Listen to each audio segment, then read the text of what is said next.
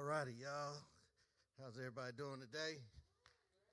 Awesome, awesome, awesome. So welcome to Money Talk Monday. All right. This is a segment of our Truth Gatherers 25. We are so excited about it. Y'all excited about Truth Gatherers, Truth Fest 25? That's without a doubt. So want to welcome everybody here. We are definitely going to be talking about something that is very important, talking about how we can not only obtain, but also maintain wealth and money and do right things and be good stewards over our money, right? All right, how many of y'all, like money? All right, all right, yeah.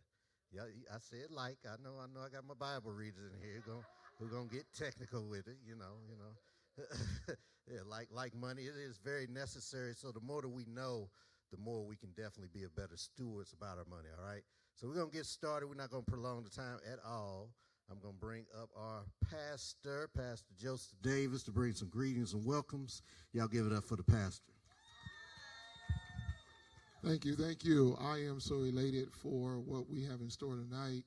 And a part of the brain genius behind all of this is to make sure as a church that we're doing all we can to educate, inform, and empower the members of our church. And so tonight is a dual night, meaning we got people here in person. We also got a crowd here online because we know it's family night and people are navigating.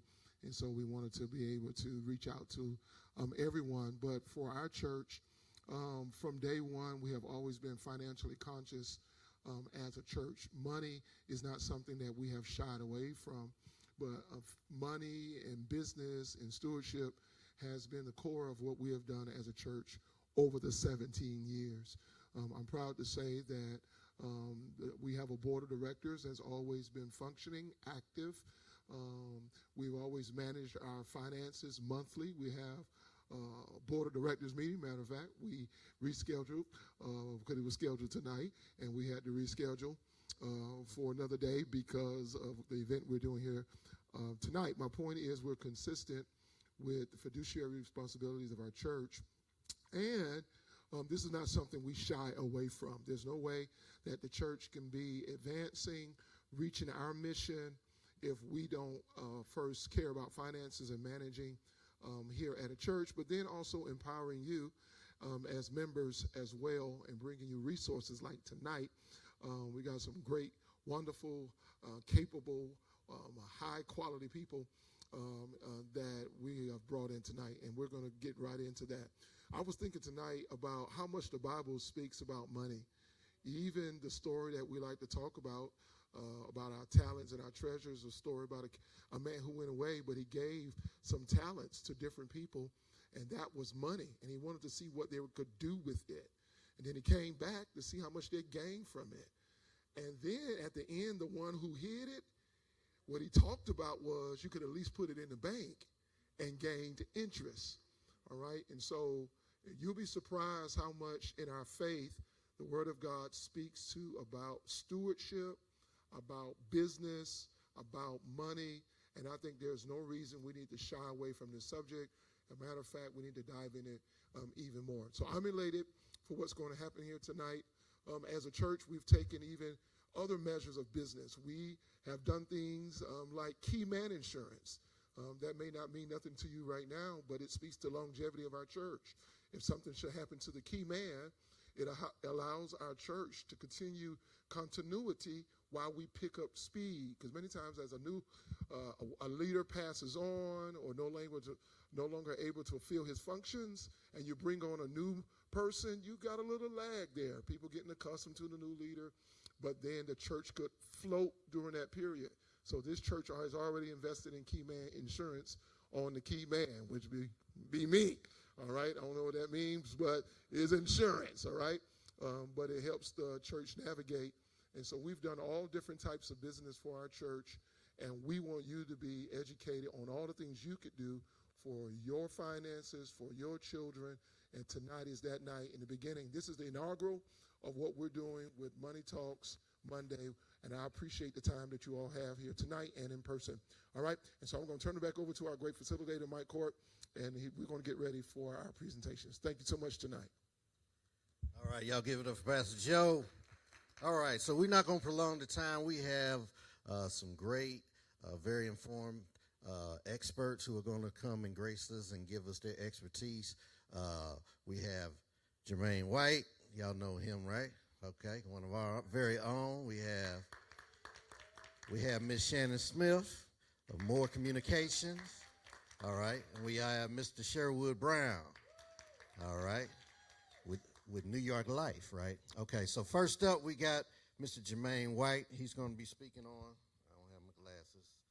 You know what you're speaking on. Tell him. All right. I'm gonna go with this one.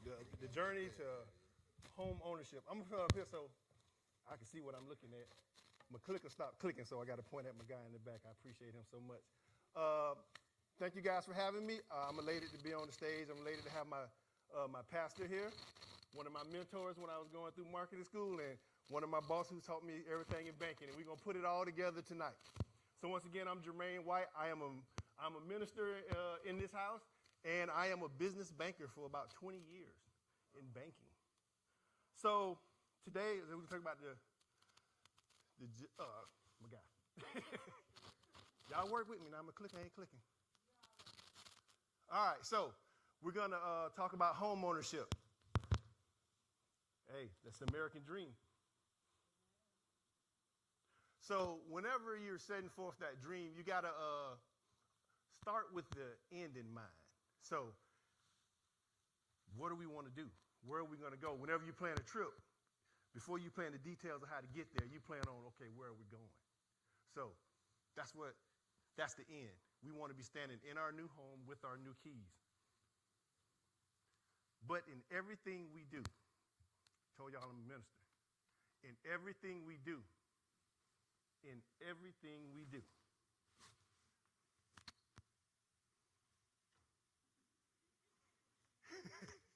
in everything you do, seek after God. In all of our moves, and count the cost.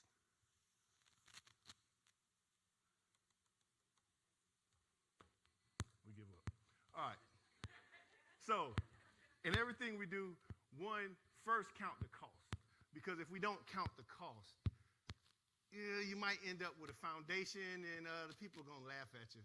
And God tells us that, like He said, in the Bible, tells us a whole lot about finance. Could you go to the next slide, sir?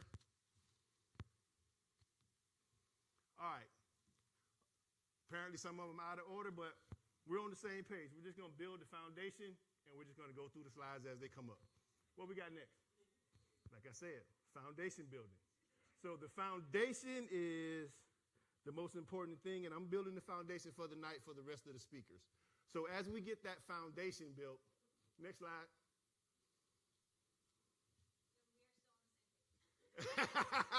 Yes, we all on the same page, right? All right, next slide. All right, goal setting. Here we go. We built the foundation. We're on the same page. We follow God.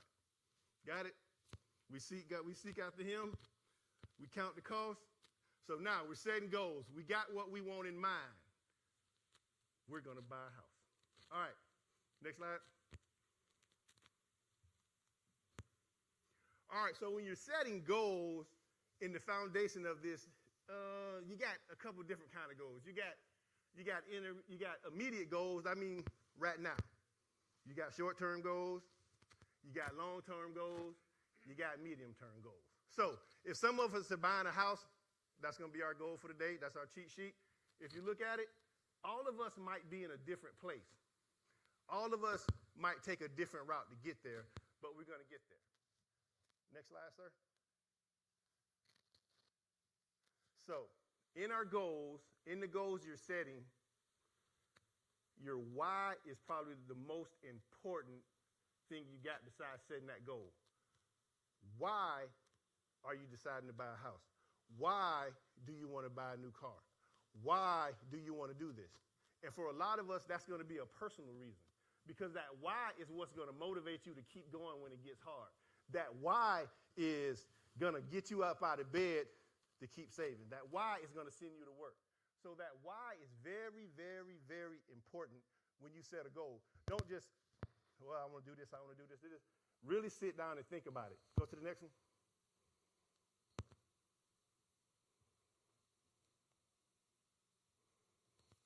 Our goals for the day is home ownership. All right. So, SMART goal. That's another where that why comes in.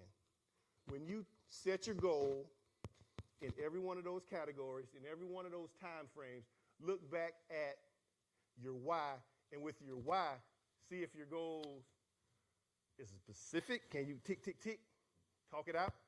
Is it measurable? How do you quantify it? Keep going through it. Keep going through it. How do you quantify your goal? Can I obtain this goal? Is it realistic? I'm going to save $1 million by tomorrow. It's probably not realistic. But you know what? I'm going to save $30,000 in the next 5 years. That might be a little more attainable. So go through that. Put a time frame on it. All those steps that we went through should get you to be able to do this a lot easier. Next slide, sir. We got some doubles in here. Next slide, sir. All right, so we're going to get into the gist of a talk today. It's about home buying. So that's our goal. So when you're first stepping out,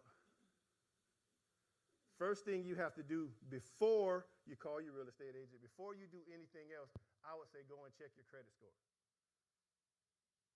Unless you just have the money to stroke a check, check your credit score because you're going to have to go to a bank eventually. Next slide, sir. So, how's your credit? When you take a look at your credit. So, down at the bottom, you guys can see, if you're trying to figure out where do I go to check my credit score, can I get a show of hands of anybody here who Google don't work? All right, if you Google work, Google it. But it's like I just did a Google search and all them items came up. But you can go to my free credit report, your bank, all your any bank you're associated with is going to try to give you your credit score every 15 minutes. Credit Karma, anywhere you can go to get that credit score. Next.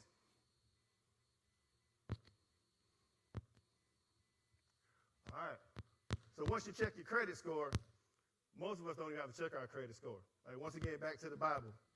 The Bible basically tells us that a wicked man don't pay their debts, but a righteous man does. So if we all plan on being righteous,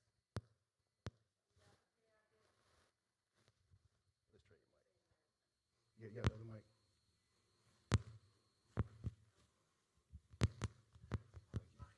I see that. Can't be popping and blocking in the pulpit. So Psalms. All right, so Psalms 37:21. The wicked borrows and does not repay. That's a direct reflection and directly talking about your credit. If you borrow some, repay it. A righteous man pays his debt back, and he's also a gracious giver. All right, next slide, sir. A lot of this is in the foundation building of us being holy, us being righteous, us saving, us going to the next level. Determine what you can afford. Next slide. All right, so what I did was one of the best ways to figure out what you can afford when you first start looking for a home if you're renting, how much are you paying in rent? The average rent price in Tallahassee is about $1,500. So, and increasing. All right, so next slide. So, Tallahassee housing market. The average home price in Tallahassee is $251,000. $250,000. Well, median. All right, next slide.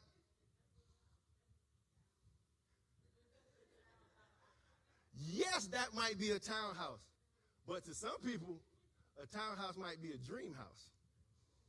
So all of us are like I said, all of us have different dreams, different goals, different desires, and some of us have to start somewhere. So I totally get it. So one of the first things that you have to do is when you're thinking about, hey, what can I afford? Sometimes just because you can afford it and you can pay for it don't mean you should get it. When we go back to our SMART goals, it talks about timely. So you're thinking about, okay, the time measure, I want to do this. But think about this. Why am I going to go buy a house because I'm renting just because I want to say I own a house and then move? Because you can actually be losing. So that's why you have to be thoughtful in the things you want to do and you think these things out. Because if you look at it, I think the break-even point on renting versus buying, if you're in that $1,500 price market, is going to be about 5.9 years. So if you plan on moving out of your apartment but not staying in the home longer than 5 years, it's not the move you want to make. Just because you can afford it don't mean you should do it. So once again, what can you afford? It all depends on the timing. Next slide, sir. All right, so I'm going to help some of y'all out. If you click on that QR code, that's going to bring you up to a calculator that's going to do all the math for you. And you're going to get the same graphs and charts that I just went through. Rent versus buy. Next slide. All right, so now we're gonna, they're still a little bit out of order, but hey. now we're moving into budgeting. And we go back to the Bible. Go back. That was fine. I lost it. The last slide was the ant slugger, who has no master or no overseer, who knows enough to put away in times of harvest for times of drought. You're going to get different dialects. But it's saying an ant knows enough to save when it has plenty. So the Bible's telling us to be wise like the ant. When we have extra money, save that money. Put that money away for times times such as these, when the market starts to dip, when things starts to go down. If you have it saved, if you have money put away, you can still move forward towards these things. Next slide, sir. All right. Question for the group. Can you all afford to save $20 5 days a week? Not 7, I'm going to give you the weekends off. Can y'all do that? All right, next slide. Hopefully this was in order. Okay, yes. Yes.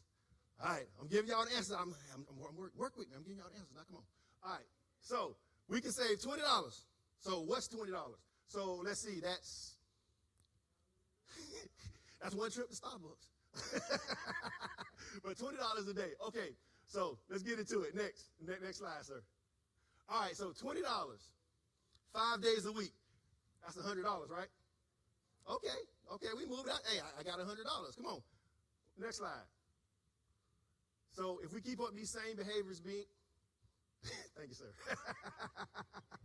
Okay, so if we do that for 52 weeks, 52 weeks in a year, so we do that 5 days a week, that's $5,200. With $5,200 on some programs, you can, with down payment assistance, that can get you on your way to getting into a home, that townhouse. I'm just throwing that out there. That's a sneak preview. I don't know what my time looking like. All right, come on. All right, so, but if we're able to hold it now for 5 years, if we keep those same behaviors for 5 years, that's $26,000, and all we've done was stop going to Starbucks or wherever, Mr. Starbucks man. You know, we on TV, they're going to be trying to call my phone. All right, come on, the next one, come on. So if we do that for 10 years, let's say all I can afford to do is put away $20 a day for 10 years. That's $52,000, not including compounding interest. I'm going to let some other people talk about that one a little later on. That's not including compounding interest. That's $52,000. What can you do with $52,000? When we go back to those goals, how many of those goals can you solve with $52,000? And think about this, for all you couples. If you come together and decide to do that, that's 104. And that's only $20. Let's be wise like the ant. Not your auntie, but the ant slugger. All right, come on. Next slide, sir. All right, so before you start looking, budget for the surprise expenses. Well, what's the surprise expense? I got my money. I can buy my house. Okay, if anybody ever bought a house, y'all want to see how that work out for you. All right. All right, come on, next slide. Budget, budget, budget, budget, budget. That's a scary word there. When some people hear budget, they go running. I'm going to tell y'all a secret before I go to the next slide. Everybody in here is on a budget, whether you know it or not. The only thing is, do you track your budget? I was once told on the fool on the way here, but do you track your budget? I ain't calling nobody fool, I'm just saying. I classified as that for a long time. All right, next slide. All right, so this is a budget, basically. It's like, y'all know me. I like to keep everything on the LCD, the lowest common denominator. So when you're talking about a budget, this is all it is. How much money you got coming in, all the stuff you pay for that you need, and then all the stuff you pay for that you want, and then the money saved. That's your savings. That's your budget. That is a generic budget into the thing. You're going to get complicated budgets with 52 spreadsheets, but when you break everything down, you can turn it and twist it and turn it all you want to. It's going to fall into those categories. How much do I have coming in versus how much do I have going out versus how much do I have left? So your left is your future. Your left is your dreams. That's why that why is so important. Is the money coming in? Am I able to make more money? That's the only way you can increase that savings if you don't touch the needs and the wants. Is to get more money in, or now we have to get to touching those needs and wants, and you can go back and forth with those because that's where the money's subtracted out at. Some people need cable, some people don't. Some people want a new car, some people don't. So those are those intimate thoughts and things you need to think about when you're putting your budget together. But going back to monthly savings, go back to your why. Why did I decide that I want to buy a house? Maybe because I have a house, but the neighborhood I'm living in is not the right neighborhood for my kids because I want them to go to a better school. So my why is I am going to save because my parents couldn't give me everything, but I'm going to give my kids a better education. And with the better education, by living in a better neighborhood, now they can make more money and keep it going. So your why is an investment. That's why you have to really know that why. Why am I doing this? Not just because my house is blue and I want to go buy a pink house on the street, but if that's your why, that's your why. Next slide, sir. All right. We kind of jumping around. There go them hidden costs we was talking about. So here's just a couple of them. So when you're saving, we're still in the pre. We're still thinking about, okay, I'm going to get my house. I got to save some money. All right, so you don't know the house you buy, you might need to do renovations. There might be maintenance fees, like some surprise things when you come in. And those two, if you get lucky, you don't have them. But you're going to have moving costs. You got your house. You happy. Oh, yeah, we got our keys. How are we going to get our stuff over here? We done bought this house on the other side of the world. We ain't got no truck. What we going to do? All those things go into your savings. You got to pay somebody. You got to go get a truck. You got to call your friends. Because all the friends with trucks, when we know you get a new house, we turn our phone off. All right. I didn't mean to say that. Somebody strike that from the record. Y'all strike that. All right, come on to the next slide. All right. So we set our goal. We're going to buy us a house. We've budgeted. We've saved. Now, get pre-qualified. Get pre-qualified. Because I'm sure the worst thing you can do is go in and say, okay, I'm about to buy this house, and you put your money down. I'll save my money. I got $5,000 to go to this house. I want you to hold it. I want a contract. And you go to the bank, and they looking at you like, You missed this part over here, part about the credit score. The credit score part. You remember they were saying, the righteous man. You missed that one. You ain't got no saved up. So get pre-qualified because it's going to answer some of those questions early. So you're going to know what you need to fix, what you need to tweak. Next slide.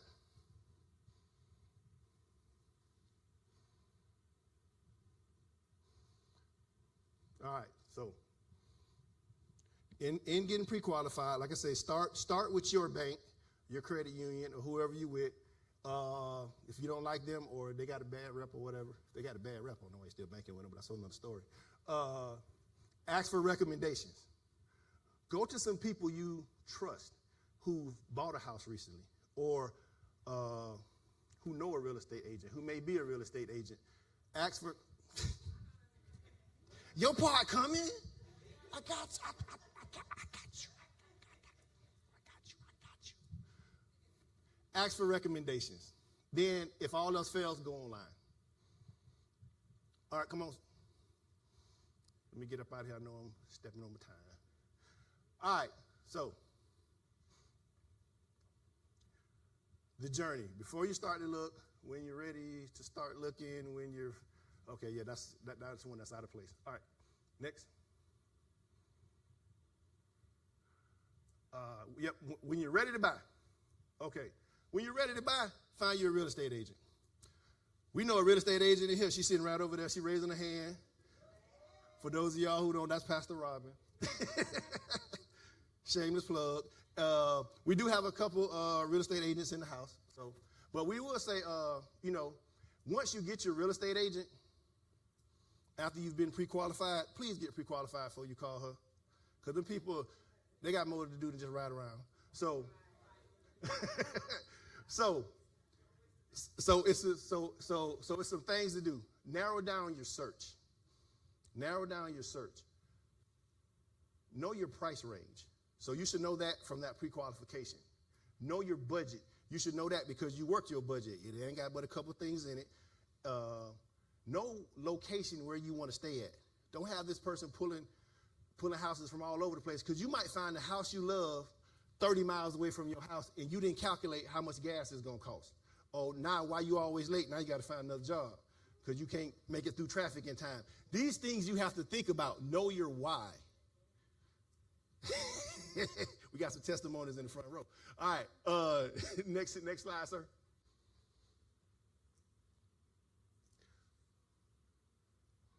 All right, so when you find the home you want, now we're back in order. So then the next one is going to be your real estate agent. Come on. I appreciate you, sir. All right, so this right here kind of goes into some of those hidden costs. So when you get your real estate agent and you get a good real estate agent, they're actually going to walk you through a lot of this. But these are some of those hidden things. The other slide, it says, it talks about your moving costs. But really those hidden costs that are in plain sight that most people don't know about until they get through underwriting and they get to all that. It's like you're making an offer, you're going through underwriter, paying escrow, paying your earnest money. Y'all know what earnest money is? That's if this don't go through, that's lost money. Because a lot of times the people are going to take it for their time. So know that, knowing these things, getting a home inspection, you don't have to get that, but it would benefit you too. So that way you know on the front end what you're coming into. Yes, you're getting an inspection on somebody else's house at the time. You know what? If they got a septic tank, you're gonna have to get it serviced. They're gonna pump it out. They're gonna put some stuff in there to see if it's cracked. You're like, man, I don't want to pay no $400, but that's cheaper than $10,000, $20,000 once you take over the house. So that's why you want to get that savings built up. That's why you have to be stuck in that why. That's why you have to go through all these things on the front end. And no matter what, you're going to have that appraisal fee, whether the deal go through or not. They're going to ask for a credit card. They're going to ask for some cash. They're going to put that on the table. So if you come in short, hey. So that's why it's so important to have your money set aside at the beginning. Next slide, sir. Didn't you attend your closing? You budgeted, you set your goals, you attend your closing. Next slide. And you're back at the beginning. You start with the end in mind. That's the end. You've come all the way through the process. And being a business banker, this is the beginning of entrepreneurship. A lot of entrepreneurs launch out that are homeowners. And it's different things that they may talk about tonight or to be part two, but it can walk you through the next stage, the next set of wise. Thank you. All right, y'all give it up again for Mr. Jermaine White. Talking about home ownership. So a little bit of the house rules. We're going to save questions for the end after all the presenters have come, and then we'll have like a panel discussion where you guys will be able to ask questions, and we'll be able to run right through it, okay? You excited? That was some great information, right? All right, how many homeowners do we have here? How many desired homeowners do we have here? All right, so see, some great information for you. And we're going to keep it going. A lot of us have kids. A lot of us are interested in school, so we're going to get some tips on how to plan for higher education, right? All right, and we have Ms. Shannon Smith for more communication. Y'all give it up to her. Hi, I have a deck, I think. Is it up in there? We're going to wait. How many of you have kids that are almost college age? Okay, younger kids?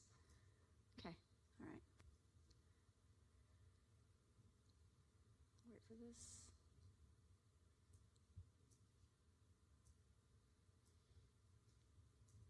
If it doesn't start, I'll just do my spiel, because I know it. I've done it enough times.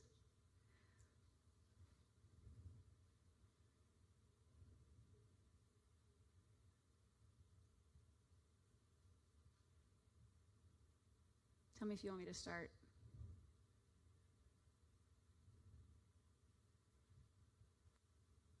It is a PDF. Is that okay? Will that work? Okay, I'm going to go ahead and get started. Okay, so my name is Shannon Smith, and I am the spokesperson for Florida Prepaid College Savings Plans. And I've been spokesperson for about 10 years. I work with Kalia over here. And so, so how many of you have heard of Florida Prepaid? Okay, so Florida Prepaid is actually the largest and the longest running college savings program in the nation. Okay, I always tell people that live here that having Florida Prepaid is as good of a benefit as the fact that we have no income tax in Florida. The fact that you can save for college starting as soon as a child is born for plans that this past year are starting just at $29 a month. Okay, there's very few states that offer that. Plus we have Bright Futures. So if your kid gets both, you literally can earn money when they're in college, okay? So the way that Florida Prepaid works, we've helped in the past 36 years now, over 1.2 million families save for college, and 640,000 students have gone to college using our plans. That is an incredible legacy, right? We're at the point now in the program where we have generations of families, right? So you might have a mom who just had a baby, but she also went to college on her prepaid plan, and now she's having a baby and she's buying the baby a plan, or maybe grandma's buying the baby a plan, because we've had that many people kind of going through college. The college, the sort of founding mission of Florida Prepaid is the idea of Stanley Tate, who founded the program. He was a businessman from Miami, and he wanted to make college savings affordable and accessible for all Floridians, okay? If you wait until a child is in their senior year of high school and you look at the price tag for that college, there is nothing accessible or affordable about that, right? So the idea here was to create a program that was founded by the state of Florida, run by the state of Florida, where you could start paying early in monthly payments toward future college costs. And that the benefit would be that you're paying at today's prices, you're locking that in to cover future tuition, okay? For our bankers that are here, what does that mean? It means your tuition is inflation proof because you lock in today's prices, right? And it guarantees that when it's time for your child to go to college, that tuition is going to be covered. If there's a gap between what Florida Prepaid estimated it was going to cost and what it actually costs, Florida Prepaid picks up the difference, okay? So amazing, right? You talked about the why, right? Why college? Now, there's a lot of discussion these days about, is college still going to be around? Do I need a college degree? You know, do I need a four-year university degree? You can go to the next slide. Next slide. Okay, so we've talked about this since 1987. Next slide. Number one, why? A student with a bachelor's degree is going to earn $1.6 million more in their lifetime, okay, versus having even a two-year degree or no degree, okay? So it's going to contribute to those earnings. That's where you start to talk about the kind of income and wealth that you can buy a house, you can make investments, you can pay for your grandkids' college, like all those things that we want to do as people, right? It allows you to do that. Next slide. Next slide. This one, a student with college savings, even a fraction of the total cost. This is from George Washington University on Center for Education and the Workforce, 4 times more likely to attend college. And I think that this goes to the reality that as humans, we level up to the expectations that are set for us, right? If you tell me that I can't read when I'm 5 years old, guess what? I'm not going to read, right? If you tell me that I can do it, I'm going to do it. And so a child, by the time they're old enough to know that you're saving for their college education, they level up to that, right? So even by saving for their college, even if it's saving for the first year, the first 2 years, right? You are literally setting them on a road to just aim higher, which is incredible, right? That alone is a gift that you are giving them. Next slide. So this goes to the discussion of the current day. Am I going to need college? Do we all need it? My answer is everybody going to need a 4-year university degree? No, they're not. But 70% of jobs by 2030, will require some level of post-secondary education. Now, is that a 2-year degree with a certification that you become the IT manager at a company and you're making good money? It might be, okay? Does everybody need a 4-year philosophy degree? Probably not, okay? Could it be that you go to a trade school? P.S., you can use your prepaid plans for that. And you come out as a welder, right, or a construction manager, and you're making far more than I ever did with my journalism degree coming out of college, okay?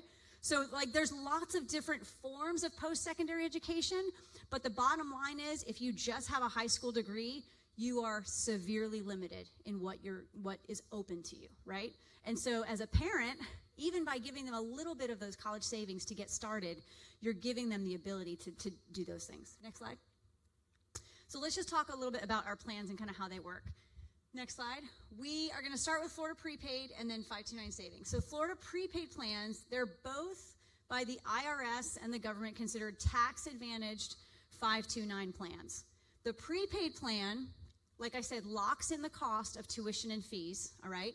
And it also, we have a dorm plan, too, so you can lock in housing. We all know housing is also inflation, right? So you can save yourself on that.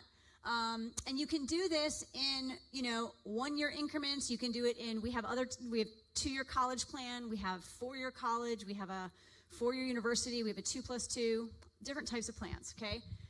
The benefit here, again, is that you are setting it up today. Whenever you sign up, right, you're locking in today's prices to cover future tuition. We have been lucky in recent years in that tuition has actually remained pretty stable, okay? But when I came in to Florida Prepaid, 2014, 2015, tuition was going up as much as 15% a year, okay? And so, you can be saving money under a mattress or in a bank or something, right? But you don't necessarily know if you're saving enough, right? With a prepaid plan, you don't have to worry if you're saving enough because you're saving enough based on the plan that you choose, right? If you, for example, buy a 1-year university plan, okay, this year they start at $29 a month, okay? That is a cost of the box of diapers. That is 2 visits to a coffee shop, maybe, all right? So again, there's ways to budget for that. It's 2 streaming services, maybe 1, right? It's all choices, right? What do we want versus what we need? So if you did that, and you bought it today and say now, 18 years from now, 15 years from now, depending on the age of the child, they go to school and tuition has gone up by 80%, okay? In the time that you started saving and they actually go to college. It doesn't matter to you because you're guaranteed that those 30 credit hours are covered, okay? Which is a huge peace of mind. The other great thing is that it's managed by the state of Florida. There is no risk. Prepaid plans are not tied to the stock market. They are totally risk-free.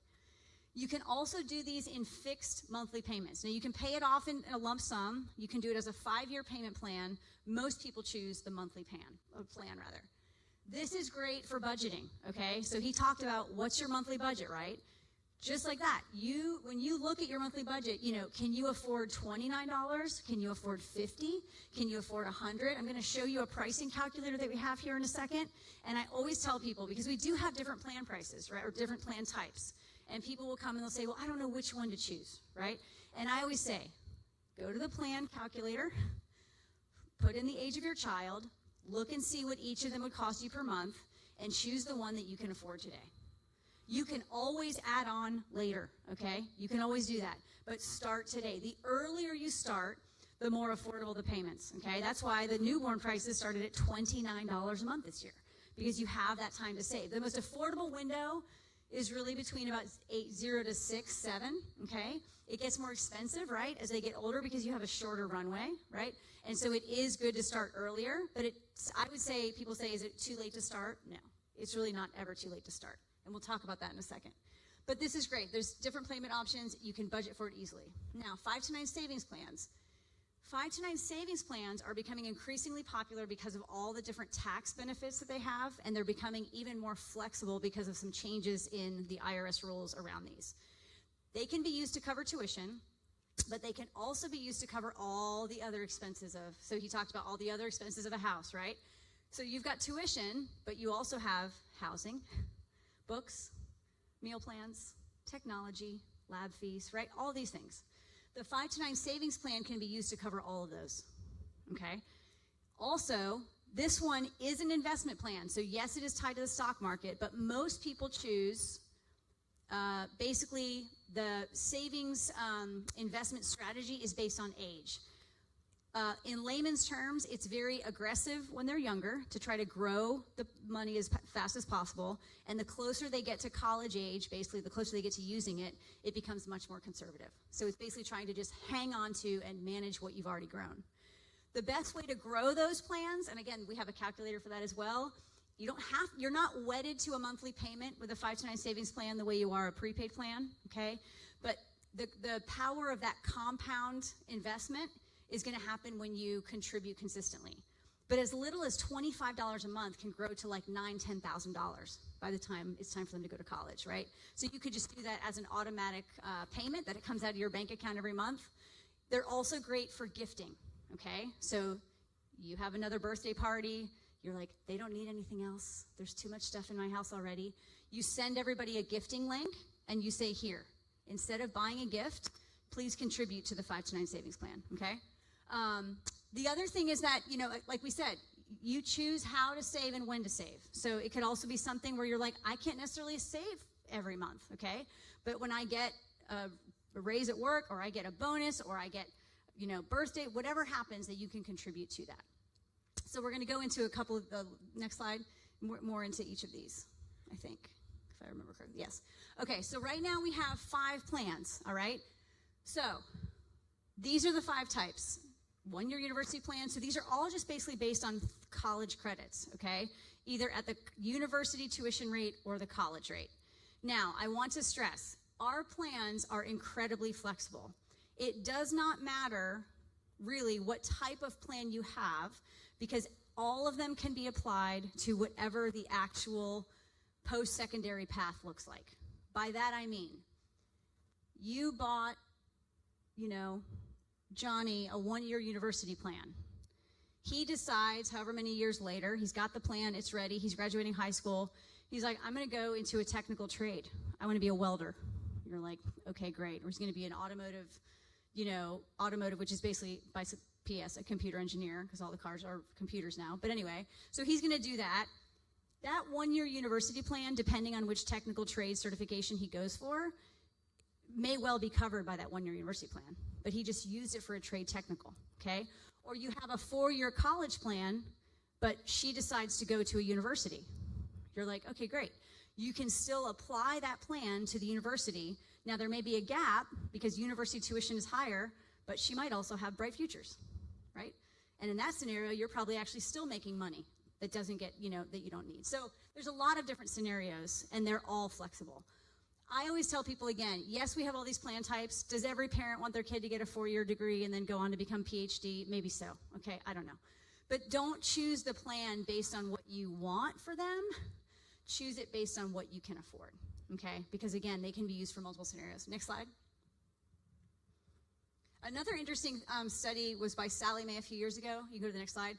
And it actually surveyed parents across the country and found that most parents really only expect to pay about 40%, 40 to 60 depending, okay, of a child's total post-secondary higher ed costs. In other words, they expect they're gonna work some, they're gonna get some scholarships hopefully, right? They're gonna get grants, whatever that looks like. So I think, I say that to say that as parents, we have to take pressure off of ourselves, okay? If you can't afford the 4-year university plan, that's okay. because even if you can afford the 2-year college, you're basically covering their AA degree, and that's 2 years of college that they don't have to borrow for, right? And as we know, borrowing creates debt. The average debt for a Florida graduate is $38,000, okay? What does that do? Number one, it makes them choose the job maybe that they don't actually want the most, but it pays more and they're trying to pay off their loan sooner. So it takes away their choices, right? They're not going to buy a car as fast. They're not going to buy a house as fast, right? They're not going to start a family as fast. All of these things that we want to do in life, if you have $38,000 or more in debt hanging over your head, you're just not going to do it, right? So by giving them these plans, you're actually opening up all the choices that they get to make once it's time.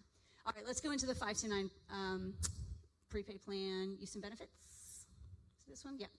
So this is the pricing calculator. So like I said, we have the calculator. The next slide is going to show you, not yet, but it's going to show you kind of what it looks like. But you can do this in monthly payments. That would basically be from the time you start the plan until they're out of high school. That would be your duration. So if you start when they're 5, you're going to do that for every month for 13 years. Your monthly payment is never going to go up. The only scenario that has ever happened in Florida prepaid, and it's happened now 3 times in the past 10 years, is that because tuition stays so stable, we actually reduce your monthly plan prices, okay? And in many cases, we actually give you a refund. We have done that. So, and then also you can do it as a lump sum or 5-year payment plans. We are called the Florida Prepaid College Savings Program because we are run by the state of Florida. The most common question I get is, I don't know where my kid's gonna wanna go to school. Well, what if they wanna go in Florida? Do I lose it? No. You can use the value of your plan at any qualifying institution here, outside the state of Florida, private, public, wherever, okay? Say you had a 4-year university plan, and instead of going to FAMU or FSU or UF or UCF, they decide they want to go to Georgia, okay, or Alabama. We would send to those schools what we would have sent to FSU, okay? So you never lose the value of your plan. The value of your plan, 30 credit hours or 120 credit hours, right, at a Florida university stays intact, okay? Very important to know. We also get the question a lot, trade and technical schools, absolutely yes, those are becoming even more popular, and then they are compatible with scholarships. Bright Futures is the most common scenario. You have a prepaid plan, they're a rock star, they get Bright Futures, okay? And so now what's gonna happen is, when they go to school, prepaid is gonna pay automatically the university or college they're going to, and you're gonna get a check every semester from Bright Futures, which is nice. And most people use that to cover the other costs. Housing, books, technology, meals, right? So when you go to our pricing calculator on the website, myfloridaprepaid.com, it'll have you put in, it's hard to see it, but you're putting in basically the birth date of the child, okay? Then next slide, and it's gonna calculate, go back one more. I guess I didn't put that in there. It's gonna calculate for you what your monthly plans prices would be for each of the plans based on the age of the child. Again, choose what you can afford, okay? Choose what you can afford. Next slide. So just to reiterate on these, this is tax-free savings, okay? It is very important when you're saving for college that every dollar is actually saved for college and is not going back to the government as a tax, right? That's very important to us. We want your money to work for you. Incredibly flexible. Use them in Florida, use them outside Florida, public, private, trade, technical, any of those scenarios work. The monthly payments, it makes it affordable and it makes it something that you can budget for, okay? It's nice to have something that doesn't, you know, every time now you go to the grocery store, you're like, what is butter gonna cost this week? What are eggs? Hard to tell, right? You can't budget for that because it keeps going up. With a prepaid plan, you can definitely budget for it. And then, this is a big one. They are transferable and they are refundable, okay? So say you have a child that gets a full ride somewhere, they don't need any of their prepaid plan. And, you know, I mean, the middle child always suffers a little bit, right? You're like, I didn't get them a prepaid plan. Okay, you can transfer it to that child, okay? You can transfer it. And you can also cancel your plan at any time and get all the money that you put in, okay? So this is really, truly like a no-lose situation, okay? Next slide. We get this one, what if we move out of state? Again, once you start a prepaid plan, if you move out of the state, you are still in the family. You can keep paying on that plan. There's also a nice hidden benefit. Most people don't know this, but when you move out of state, your child will always qualify for in-state tuition in Florida just because they have a prepaid plan. Yeah. So in that scenario, you would qualify for in-state tuition in 2 different states, which is nice, right? Yes. Okay. Does my child have to use the plan in Florida? Nope, does not. You can use it anywhere. How do scholarships work? We pretty much covered that, right? And can I get a refund? The answer is yes. Absolutely yes. Okay. Next slide. All right. Oh, this is it. See, mine was in the wrong order too. Okay. All right. But this is okay. This is the pricing calculator. So in that scenario, I put in a birth date of 5/12 of 2022. So that scenario, you have a 3-year-old whose birthday is today. Okay. You see the 2-year college plan is $49.34 a month. Can you save $20 a day? If you can save $20 a day, you can afford that plan. Right? I mean, $49, guys, like I walk through Target and I spend that in one aisle, right? Who does that? Okay? So 4-year college plan, $106, right? 2 + 2, $133. 1-year university, $41. Okay? And then the 4-year university is $166. So again, you might look at this and say, I can't swing 166, but I can swing 41, right? Start somewhere. Again, 4 times more likely to go to higher education if they have college savings, okay? All right, next slide. Okay, let's go over the 5 to 9 savings plan, okay? So this is the one that is investment-based. It is, next slide. It is, but here's some things to know. It is still tax-free savings, okay? So you are growing that money, and if you use that for qualified higher education expenses, then it is not taxed, okay? The other thing about 5 to 9 savings plans is they are not only, they've always been flexible, and in recent years they've become even more flexible.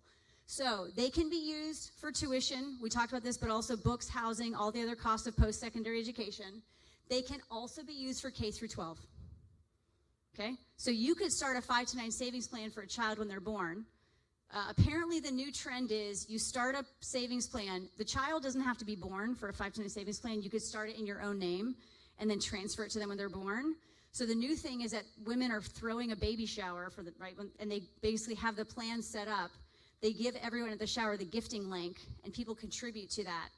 And then as soon as the baby's born, they transfer it to the baby's name. You can totally do that, okay? Smart, right? Yes. So you can use it for K-12. So maybe you want a 5 to 9 savings plan to cover, like, you know, technology or private school or whatever that looks like. You can absolutely do it for that. There's also, in this year, any unused savings in a 5 to 9 savings plan after 15 years can be rolled into a Roth retirement IRA. Okay? So a scenario there would be, and I will say, there are families that if they can afford it, they have a prepaid plan to lock in tuition, and they have a 5 to 9 savings plan. And that one is like, I'm going to put money in when I can. Again, if I get a bonus, if they have a birthday, if it's a holiday, I just give people the link. I tell them to contribute to that, and it just starts to grow over time, right?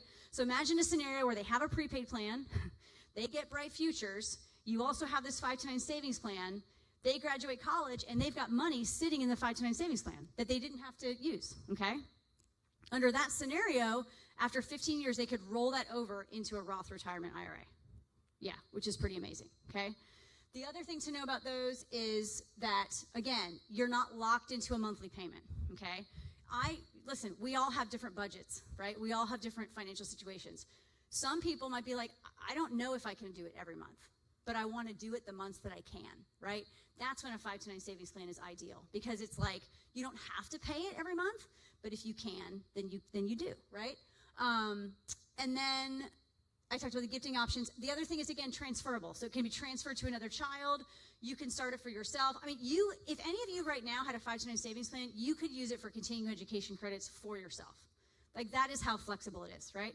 So really, really good. All right, next slide. And we also have a calculator for this, okay? So under this scenario, if you have a 10-year-old child and you start putting in $50 a month into a 5 to 9 savings plan, by the time they go to college, you're going to have almost $6,000 sitting there for them, okay? That's $6,000 more than you're going to have if you wait till they're this weekend graduating from high school, right? Okay? So something to think about, right? Can you swing $50? All right? Next slide. And the timing of today is so great. because we have a promotion. Okay, so between now and June 30th, if you open a 529 savings plan, there is no fee to open it. You don't have to put any money into it. We're going to put $50 into it for you. So there is no catch, right? Kalia can vouch for this. It's legit, all right? We do this. We've been doing this every summer, okay? All you need is their birth date and a social security number. It takes about 15 minutes to sign up online. Yeah, okay? Start it. Doesn't cost anything to start it. Set it up. We're going to seed $50 into it. And that's it. Pretty cool, right? Okay? Next slide. We have another thing. Okay, so this is a promotion with the Florida State Parks, all right? And with this one, it's just enter to win a scholarship. So the website is, you should all do this right now, myfloridaprepaid.com/exploring education. 10 people are going to win a $1,000 college scholarship. Plus, they're doing like stand-up paddle boards and hammocks and all this other stuff. They're giving a bunch of swag, okay? But this is a really good one as well. So under this scenario, if you start a prepaid plan, or the 529 savings plan rather, to get the $50, if you won the scholarship, we would also just put that $1,000 into your plan, okay? And you can enter all of your children, grandkids, kids, nieces, nephews, enter all of them. Yeah. Okay. All right, next slide. I think that's it. Hold on. Okay. This is my email, and then also the email for Florida Prepaid, and then that's the website. Okay? That's it. I'm done. You're welcome.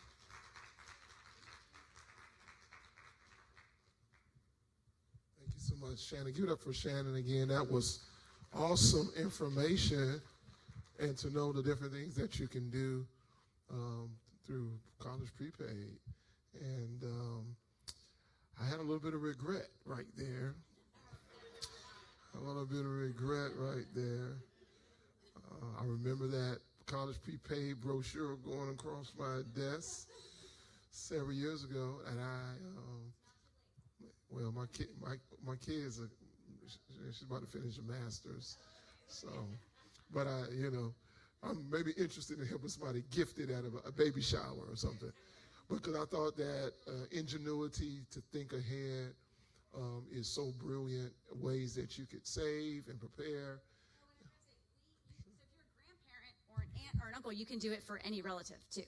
So we do it for our grandson. He's got 2 one-year university plans, and it's cost us $70 a month. Again, I could spend that in one aisle of Target. Yeah.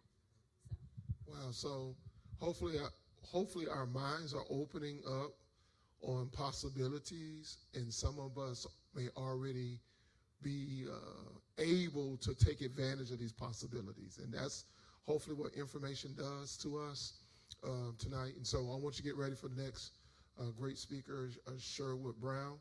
He's going to come and talk about insurance and retirement and all the other good stuff he also has. Put your hands together for Sherwood Brown.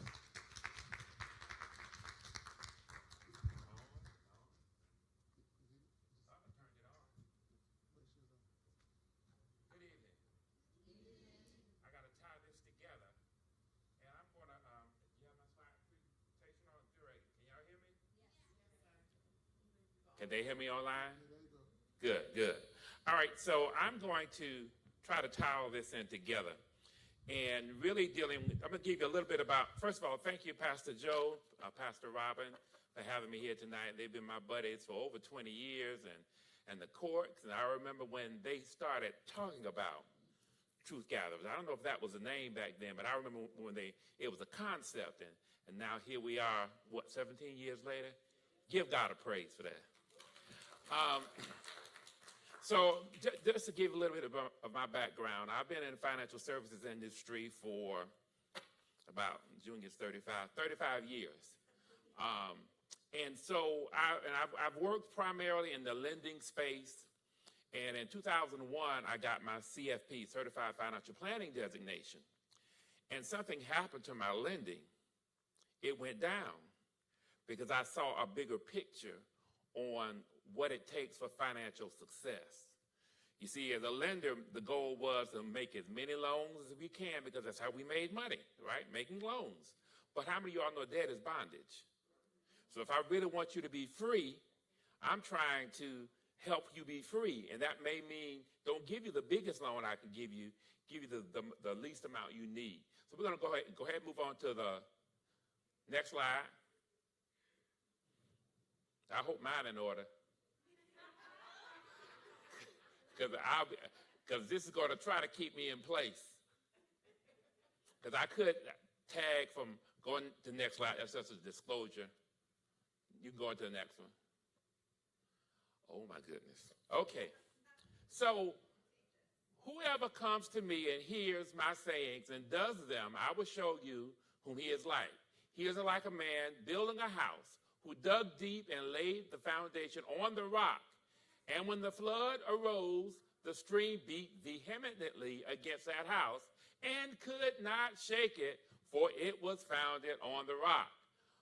But he who heard and did nothing. Now, y'all heard a lot of good stuff tonight.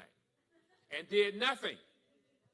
And did nothing is like a man who built the house on the earth without a foundation, against which the stream beat vehemently, and immediately it fell, and the ruin of that house was great. And that's what I find happens to a lot of people. The reason they have challenges is because their finances are not built on any kind of solid foundation.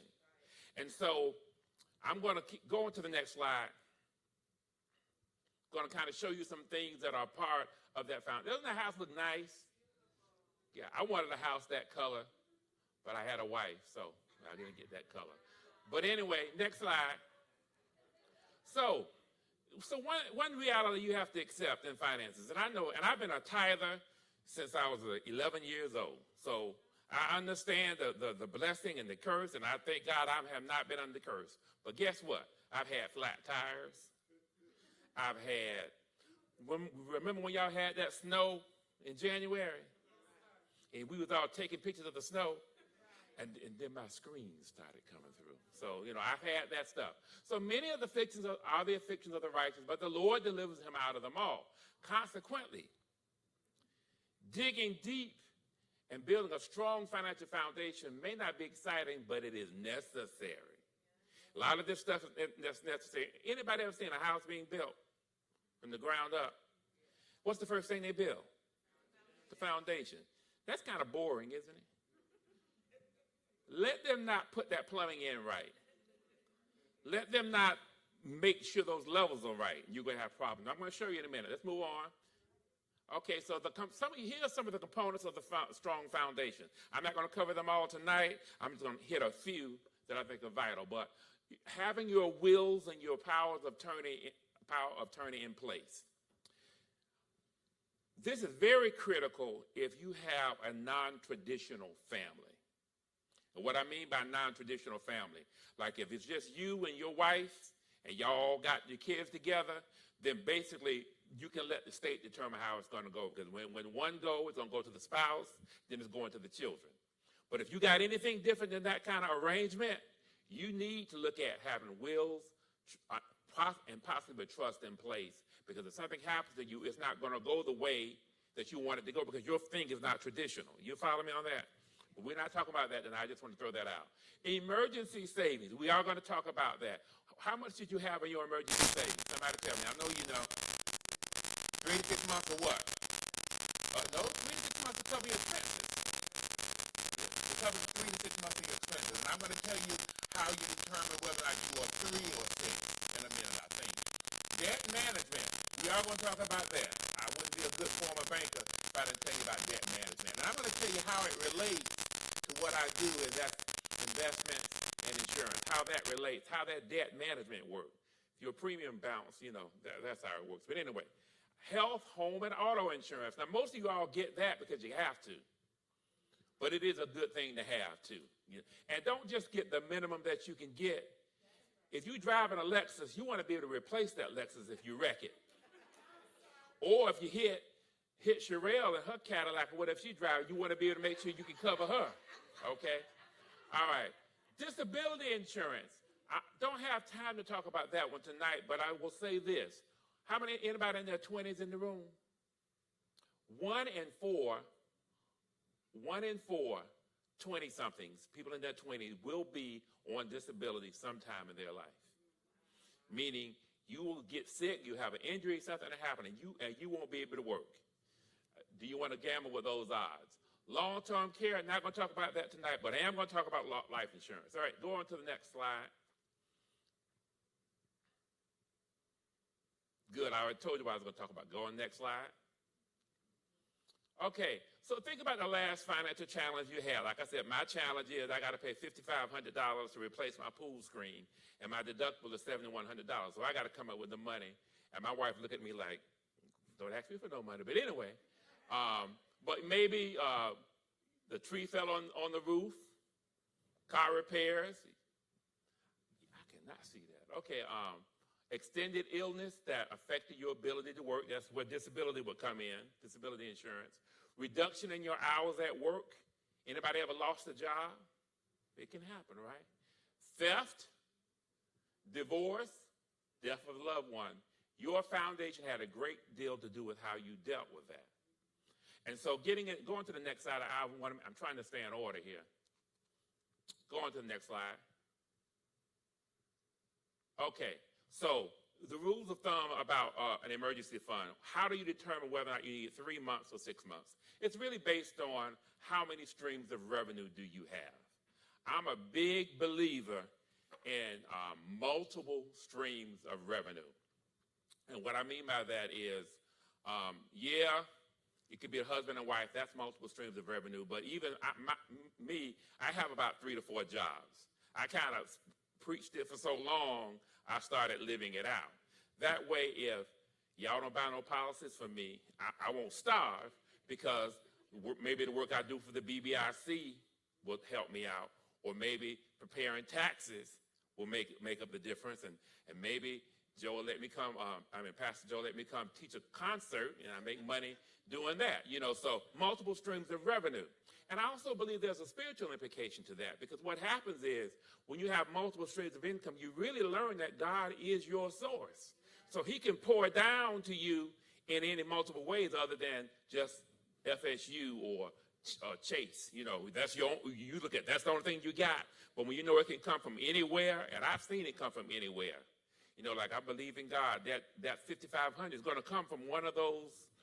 I believe in God for multiple streams of revenue. So that's one way that you determine. So if you have multiple streams of income, you can probably get away with having 3 months, because if you lose one, you still got the other sources, correct? But if you only have one stream of revenue and you ain't working no second job and you're not going into business, then you need to have 6 months, because if that goes, you out of gas. Or if you're in a household where you're the only breadwinner, you need to look at that. I recommend, because if you got bills like mine, you need to keep that money in an interest-bearing account. My money market, I have it in a money market account, and it's not in the money market account at my bank that I can go into. It's in an online bank that I have to think about it when I want that money. Do I really want to move this money over? And a lot of times it stays there because I don't want to go through that hassle. So I strongly recommend that in a money market account where you can earn interest, because there's nothing wrong with interest. It's not a bad word when you're earning it. It's a bad word when you're paying it. We're going to get into that in a minute. Okay, a credit card is not an emergency fund. And I'm dating myself. I'm probably the only one that was y'all might have been grown back in 2008 when we had the market crash the last time. And they started slashing credit cards. You was paying your credit cards and they started slashing them, cutting limits. So a lot of folks realize, no, you can't depend on that credit card limit to always be there. So that's not an emergency fund. If you have to hit your emergency fund, don't forget to replenish it.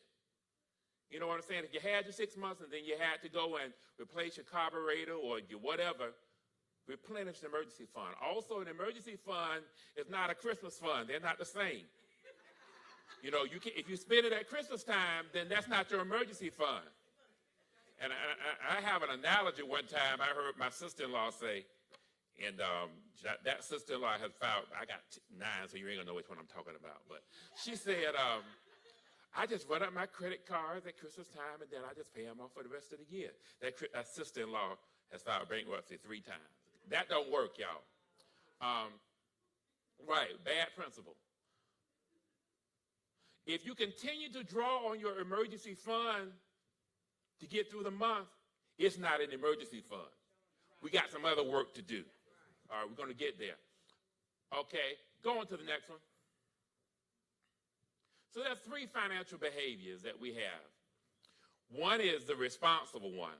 That's the person who lives off of 80% of what they make. Why 80? Because they do the first things first, which is what?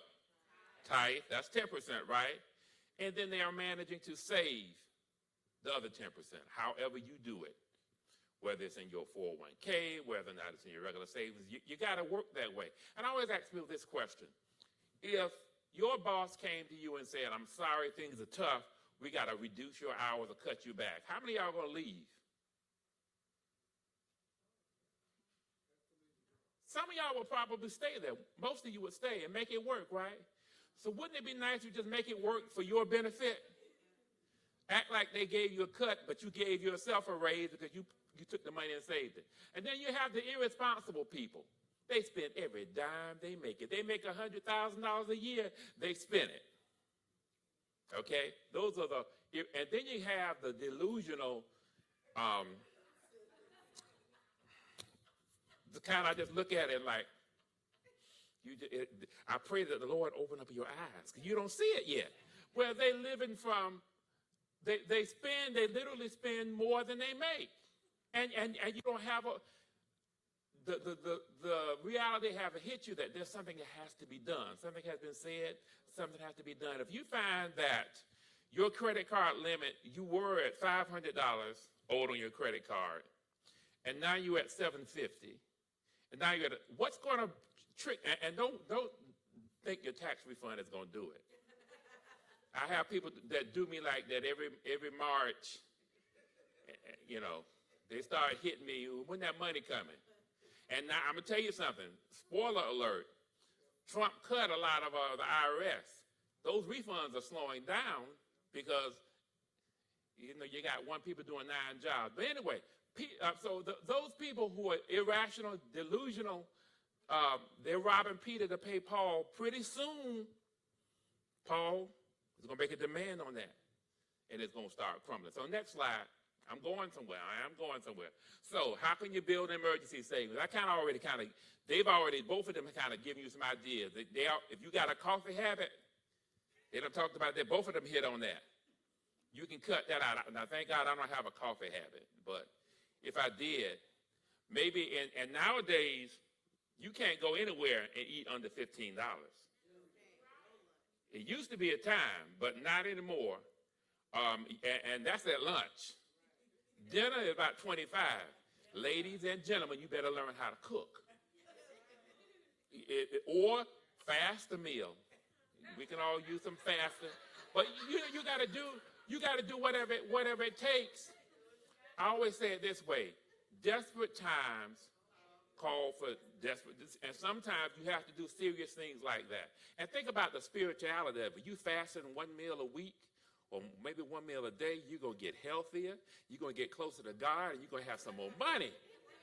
A three-strand cord cannot easily be broken, okay?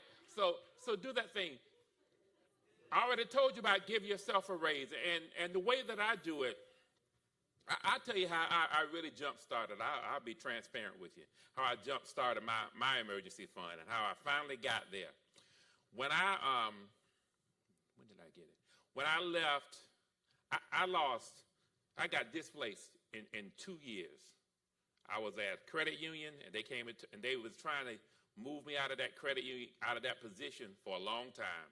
And finally, I gave up the ghost and gave up my department. They did away with the department and did away with me. So I went to another credit union, and I took on another job. So I had 2 jobs at the same time. And she came and said one day, I can't afford you anymore. We just can't afford you. I said, okay, well, I wasn't going to take a cut. I wasn't going to take the cut. But so I left. And anyway, you remember them PPP loans? Yeah. So I got one, but they They didn't give me the whole loan, but I took that money and put it in the bank as an emergency fund. So that's how I started mine, because I didn't have to pay it back. And I still have it, and that's been 5 years. So it can't be done. But however you do it, that's how you jump. But be intentional about setting up that emergency fund. Now, all of these things that I'm talking about in the financial foundation, some of them have to be done simultaneously. Because some people will say, well, I'm not going to do anything else until I get an emergency fund. No, that's not necessarily what you need to be doing. Because there's something called the time value of money that, and she kind of alluded to it when she talked about Florida prepaid. You're better off starting off that child when they are an infant than waiting until they're in middle school. Yeah, you got your emergency fund, but now that Florida prepaid is tripled. And I heard her calling out some numbers. I thank God I had my kids when I did. I have 4 children, and I put 3 through college using Florida prepaid. So I know it works. And now I'm not a prophet, but I hang around prophets. So I have what called a prophetic edge. I didn't put all of my kids, notice I said I had 4, and I put 3. One of them I looked at, and I said, no. But God is good. God is good. And some of y'all know my children, so you probably know what I'm talking about. But the way it worked out, that particular child who did not have a Florida prepaid, I was in a position that I would have paid them to go to college. If you went to, I would have paid it. They went to the Marines. So guess who paying for their college education now? Uncle Sam. Look at God. Also in building the emergency fund, I recommend that you do the auto drafts. Auto drafts will save the day. If you have a job, a 9 to 5, send that money somewhere else. Don't send it to the bank that you can go into. Send it somewhere else. Like Family Credit Union is a good place to send it because they're hard to get to. And they only got one branch. So you send it over there, and it'll stay there. And before you know it, you got money stacked up because you couldn't get to it. I'm sorry, Chase, y'all too convenient. I can be in New York and I can get to that, but send it somewhere. So that's one way you build an emergency fund. Okay, moving on. Next slide, yeah. All right, good. Go on. Next slide. So, next slide. Because Brother Jermaine talked about the budget, and I'm not going to deal with that tonight but follow that. There are some spiritual implications to having a budget. It's being able to see where you're going. Writing the vision, write it down, make it plain so you can run with it.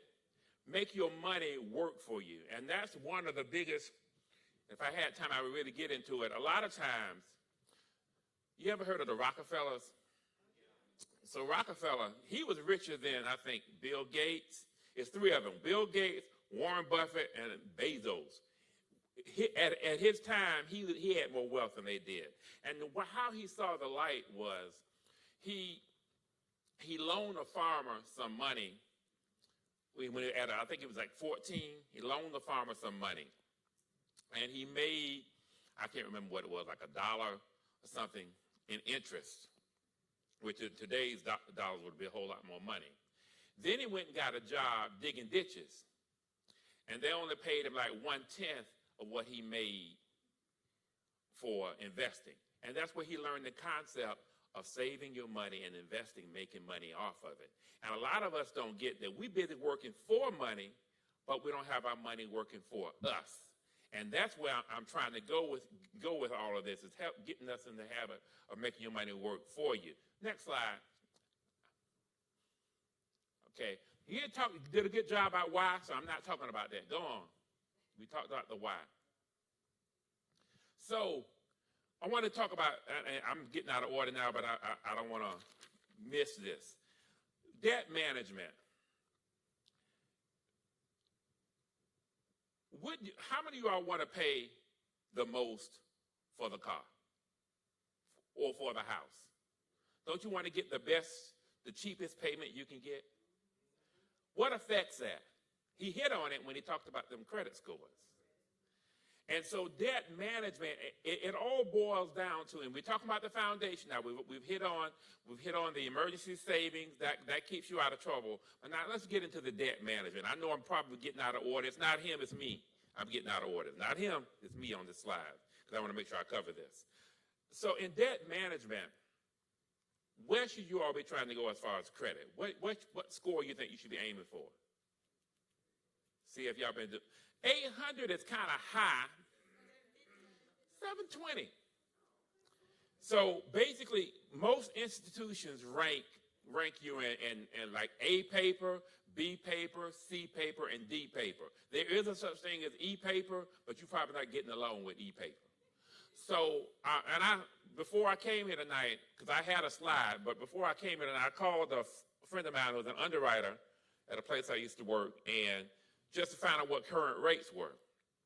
And so basically, their A paper, and actually their A plus paper, is anybody with a 720 or higher. Now, scores can go up to 850, so you can get it into the 800s, but really, when you get into there, you're just vain. It's not getting you, the 850 is getting nothing more than the 720 as far as rates are concerned. So look at this comparison. So at this particular institution, if your score is between 600 and 629, you consider it D paper. So this is where it counts. Okay, so on a new car rate, I didn't realize car rates were this high right now, but they are. On a new car rate for, let's go with 5 years, a person with A plus credit, their rate would be 6.49%. Okay, 6.49%. A person with a D paper, that's a person between 600 and 629, their rate for 60 months is 13.79%. Okay, so a couple other differences too. That person with the A plus credit, they can probably get it with nothing down. The person with D paper has to put down at least $1,000. So that person, they can't put that in Florida prepaid. They can't put that down on the house because they got to put that down just to buy a car. Because in Tallahassee, you need a car. Let's face it, okay? So, all right. So what does that mean in dollars? Say if the average car is $30,000, I don't know what they are right now. No, I got my, yeah, you can get it for less. I just thought about that. But let's go with $30,000. That person with A plus credit, their monthly payment is going to be $586.84. That person with D paper is going to be $694.79. That's a difference of about $107.95 a month. Multiply that times 12. See? And so that's why debt management is critical. And you have to pay attention to that. And yeah, it may, and I'm trying to say, I got to think of an example that don't apply to nobody in this room. But say if you signed on a loan, like I signed on a loan for one of my sons. Yes, I did. I preach against that. But the reason why I signed on that loan for that particular son is because he's bought cars before and he's paid for them. And I thought he was getting ready to go ask for more, so I kind of cut him off. And I said, okay, I'll sign for you to get this car. And he's paying it so far. But I've already got the mindset, if you don't pay it, I'll pay it, because I didn't buy him a brand new car like I did for the other kids. So, it's all good. But we'll say all that to say, you have to have the mindset that when you sign for it, you have that mindset. And you can't say, well, it ain't my car. I'm not driving it. You signed for it. Matter of fact, my name first on it. So I get notices before he does. And that's a good thing, too. And I would encourage you, if you ever sign for somebody in a loan, you need to be first on it so they call you if it's late. Don't wait for the person who you signed for to call you. They're not going to call you. They're going to hope you don't understand. But I say all that to say, so debt management is critical in that. Next slide. So we covered that. So soliciting help, this is my commercial. Soliciting help is not a bad thing. It's spiritual. It says, without counsel, plans go awry. But in the multitude of counsels, they are established. Where there is no counsel, the people fail, but in the multitude of counselors, there is safety. So that's why you need somebody like me in your life, because I can help you walk through this. Next slide. And these are things that I help you with. Some of y'all have been the beneficiaries of it. But you already got your education person. She already told you Florida prepaid. I'm a believer in that. But we have other options for you as well. These are things that we help you with. All right, next slide. Next slide, we're not going to talk about that tonight. I kind of gave you my stats. So life insurance. What does life insurance have to do about my financial future? I mean, as long as I got enough money to get buried, right? Good, next slide. It's more than the funeral. Anybody here married? I know some of y'all are. Okay. So how many of you all, if that spouse went on to see Jesus tomorrow, you will be all right next month in paying the bills? It all will be, that's good, because not everybody, now I probably would in my household, anyway. But not necessarily so. We're on Zoom too, let me get this right. Not necessarily so, because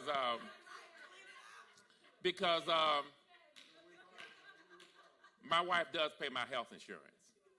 And so I haven't paid health insurance in 30 years. So yeah, so there is a benefit to that. But and a lot of times we think of life insurance from the standpoint of just a funeral. That's just the tip of the iceberg. What you really have to look at, and I want to even say this: you may be single, no children. So why need life insurance? One of my only foreclosures that I had to deal with at FAMU Credit Union that didn't happen was a single lady who died with a small mortgage on her house. And she left the house. I don't know if she left it to it or the niece was squatting or what happened. But her niece was living in the house and wasn't making the mortgage payment. We almost took that house. And it was like a $300,000 house with a $70,000 mortgage on it. She didn't have any insurance. So that was a single lady, right? Now, fortunately, a cousin from somewhere up north stepped in and saved the day. But I say all that to say, even a single person needs to think about what happens as they leave. Another thing to think about, too, is you're single today, right? But God may send you a spouse. I will tell you that I graduated from FAMU in 1989, single, no children. By 1990, I had my first child. Let me back up. I had my wife in 90 and my first child in 90. By 92, we were a family of 4. By 95, that's only 5 years later, we were a family of 5. And then the baby girl ain't coming till much later. But I say all that to say, things can change rather rapidly. But what happens is, and spoiler alert, you're most healthier, that 20-year-old? You're most healthier when you're younger. As you get older, your health may start to decline. Some are just natural. You know, you can't eat that much chicken and not show up. It's going to eventually show up. And so I say all that to say, I'll really try to reach out to my young people and tell them to get this thing in place with your life insurance while you're young, while you're healthy. Because things that can happen over life that's going to cause that thing to turn upside down. So I want to tell you about different types of life insurance. Do I want to go with? Okay, so this is the kind of a comparison between what you have with your job and what you have personally. Now, what you have with your job offers you life insurance, I say get it, because it's normally cheap, so get it. But don't depend on that to be your only life insurance. Why? Didn't I tell you about how I went from one job to another job and then to New York Life within like 5 years? Really 2 years. So I say all that to say, and that's kind of how I got there, because I had been in banking, and when I was at Wells Fargo, Jermaine, remember, we had like 7 times our salary in life insurance. And I just thought that was the norm.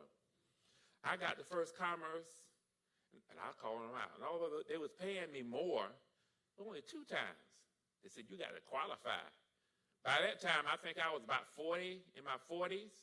I was bigger and wasn't as healthy. So I couldn't get no more than 2 times. Now, God was telling me then, you need to get some more life insurance, but I wasn't listening.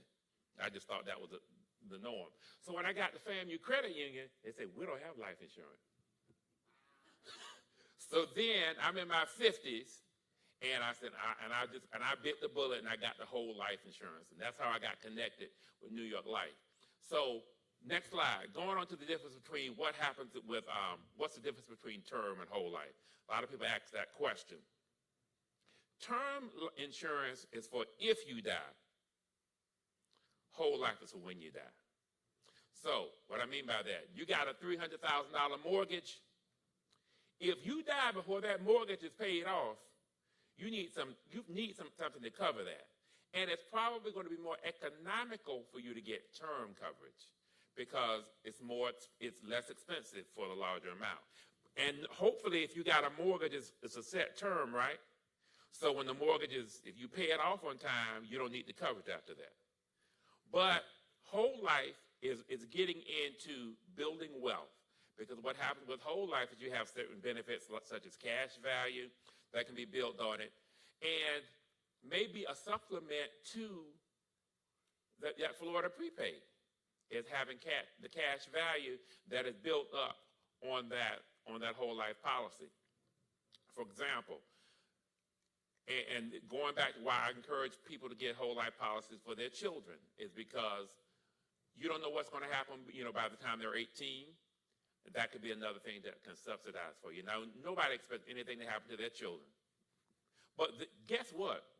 One day we all going. Whether we go at what age we going one day, why not go out with wealth to pass on to your children? Another advantage of whole life is dividends that are paid to you. And let's go back. Remember we talked about that emergency fund? Wouldn't it be nice if you were paying a bill every month and you looked up 5 years later, you got as much cash in your policy as you do in your emergency fund? Remember I told you I got it from the PPP loan? But guess what? I built up enough in cash value for my policies because I got policies on all 4 of my kids and myself. And my wife, she got her own policy, but I got them on all of us. And I got enough cash value built up that if I need it, I can pull from that. So that's another advantage of having whole life coverage. And another thing that happens with whole life coverage is you may start out with, say, a $50,000 policy. But over time, if you have the right type, and the type I offer is the right type, where they pay dividends and cash value, that coverage will actually grow. So you may start out with 50, but 10, 20 years from now, it may be worth 100,000. Just depends on how you have it set up. So that's another advantage of whole life coverage and the advantage of it. So did I cover all of my steps I said I was going to cover? I said we covered emergency savings, we covered debt management, and we covered insurance. Now, how many of you all are covered? Okay, so for those of you all who need some work, need to look at it. Now, one thing we didn't talk about tonight, because I know the hour is far spent, is retirement planning. How many of you know your number? You know what it takes, you know when you can retire, and what it takes for you to retire at that age. Everybody know that number? Okay, if you don't know you don't know your number. Okay, if you don't know your number, or if you need to look at, make sure you're covered, I want you to fill out this card. And on the back, you can tell me what area you need to look at. That's not an offering. I ain't going to charge you for this. If somebody done been to my office and they don't know that number, I bet you I can go and get it. But anyway, but you need to know because, and I really say this to young people because a lot of jobs, it used to be a time where most people had pensions. and they don't have pensions anymore. A lot of companies don't. Now, we do with New York Life, but a lot of companies don't. A lot of you may be self-employed. I got the entrepreneur back there. You need to make sure you know what your, like Brother White said, start with the end in mind. What is your end? How you going to be able to walk off a job? Some people say, well, I want to retire when I'm 55. But you don't have nothing saved in retirement, and you're 45. So we got 10 years to make that happen. I can tell you what it'll take for you to do it in 10 years. Are you willing to do it? And then maybe 65 may start to sound more attractive. How many of you all have been to how many of y'all know what you're supposed to get in Social Security when you retire? I got one in the back. Okay, here's your homework assignment. SSA.gov. S is in Sam, S is in Sam, A is in Africa.gov. Go there and sign, and you can sign up for your own and look at your Social Security, and it'll tell you what you, now, barring politics and what may happen, if all things are equal and Social Security does last, it'll tell you what you're projected to make. It'll tell you what you're projected to make if you retire at 62, which is early retirement. It'll tell you what you can expect to make at 67, 66, 67 is regular retirement. And it'll tell you what you can expect to make at 70, which is the maximum that you can make. Go and look at that number. But then, beyond that, you need to come see me, and I can kind of tell you what. Did everybody get a card? Anybody need a card? All right, everyone got one. But so you can know your number, and it'll help you in your planning and you're making decisions. And I can help you if you're having a struggle and what you need to give up. See, I have nothing vested in what you're doing. I can tell you, you just got to give it up. And it's just like and I'm wrapping up. Anybody have a trainer, personal trainer? You had one. Don't you think you did better? You did better with that trainer, right? Because they weren't tired when you was tired. They tell you to keep on, you can do more, and it's just the same like that with in the budget standpoint. You know, I'm not giving up. I don't have the coffee habit that got to be given up. So I can tell you got to let it go. I can tell you, you haven't watched Netflix in a month. Why you still have it? Now, I'll tell you what I did. I cut off Showtime. Now, when the Shy comes back on the 16th, I may pick it back up. But the moment the Shy is over, me and Showtime, we're done. And y'all need to learn how to cancel some stuff. All right, Pastor. We'll put it together for Mr. Sherwood Brown. It's been a really engaging night, and I know you may feel like I feel. We really need more of this in different segments because we're learning so much in a short amount of time. We got a few minutes here. I want to ask our speakers to come up for a few minutes. We're going to ask a few questions, and y'all hang with us. We won't be long. And then we got our culinary services team has prepared some snacks and what. Y'all don't mind coming on stage and grab your microphones, all right, real quick so we can hear you. Yeah, you can just hold it and that kind of stuff. And we're going to field some questions for you. And thank you. We're going to field some questions. You would check this mic for me. Mic check. Thank you, sir. I appreciate you. All right, good deal. All right, we're going to field some questions. Can you help me field some questions? And we got some folks online as well who's been hanging in there. And we want to kind of summarize them up to the end. This is Kyla. Y'all give it up for Kyla. She's in journalism and communications, working for TDO. And press the button.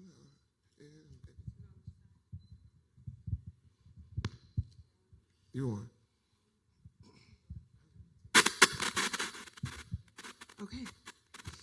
Okay, so I'm just going to start with a couple of questions that we saw in the chat. Let me see if I can scroll up. Our first question for you, Ms. Shannon. What happens if the child does not pursue higher education at all and chooses to go into entertainment? Is that money lost? Remember that you can get a full refund, right, of everything that you put in, or you could transfer it to another child.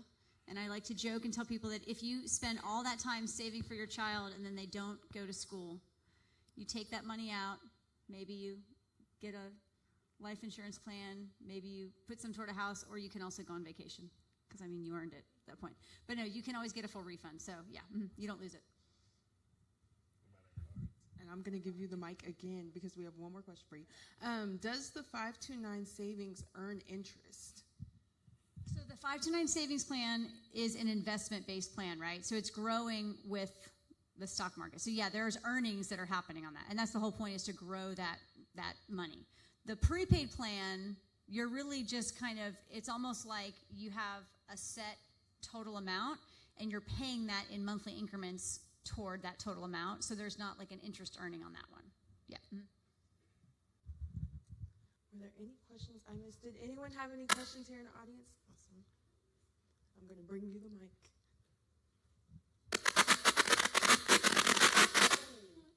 No, I'm not going to bring you the mic. We're going to go right here. Good evening. Okay, my question is relative to home ownership.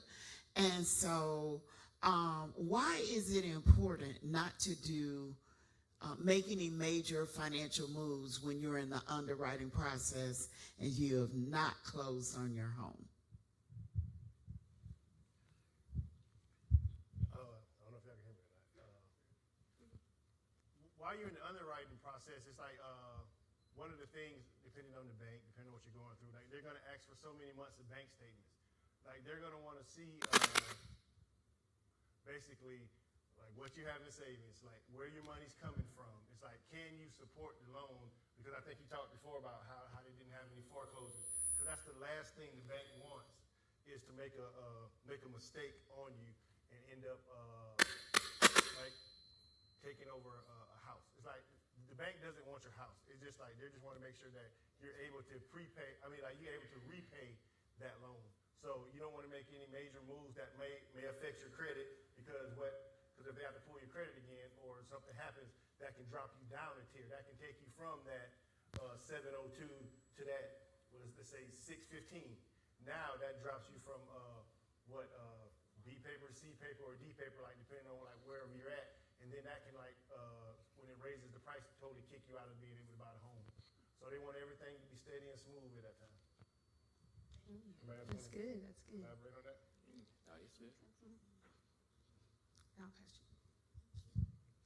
If you have a business, should you move money into a separate account that is just for the business because you're making purchases for that business throughout the year, so it doesn't count against you when you're trying to buy a home later that year? How would it count against you? Because you're spending a lot. But they're all tax write-offs, right? That's for business. It is good to keep your funds in a separate account. Yeah, for that reason, it is great. But unless things have changed from underwriting standpoint, what you spend in your account should not necessarily affect your qualifications. If you follow me on that, I mean, now sometimes they can get an idea of what your disposable income is based on what you're spending it on. But money in and out, that shouldn't affect your ability to get approved, would you? A good rule of thumb is not to commingle funds.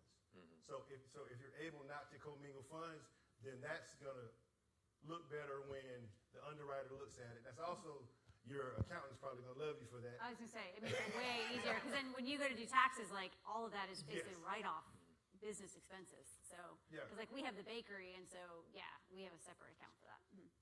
Yeah. Get QuickBooks. That'll solve that. Okay. Yeah, and Thank you. also sit down with somebody and make sure you're set up right, whether it's sole proprietorship, LLC, or corporation, and then go see him. I have him.